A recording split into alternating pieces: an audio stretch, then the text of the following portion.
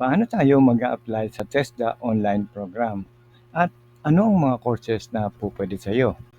Ano-ano rin ang mga kurso na ino-offer nila? At sa dulo ng video ay ituturo ko rin kung paano tayo pipili ng kurso para makapag-enroll. Ano ba talaga ang TAP o TESDA online program? Ito ay isang online platform na nag-o-offer ng free, libre na technical education, skills development at saka mga vocational training course. Meron ba silang age limit?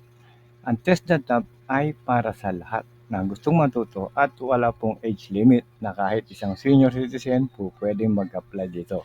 Paano natin gagawin yan? Meron tayong step-by-step guide para makapag-enroll sa TAP. Unang-una, pupunta tayo sa eTESDA website. So, number 2, magkikreate na tayo ng account. Number 3, fill out nyo lang yung registration form.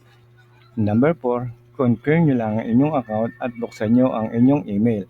Number 5, pwede na tayong tumingin ng mga kurso na pwede nating pag-aralan. Okay?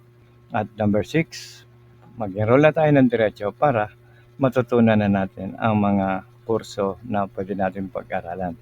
So, ngayon gawin natin sa actual. So, unang-una, paano tayo mag-create ng account? So, mula sa ating browser, type nyo lang ang eTESDA.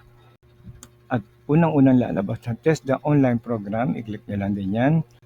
At umpisahan natin mag-create ng account. So, click here, pindutin lang natin yan.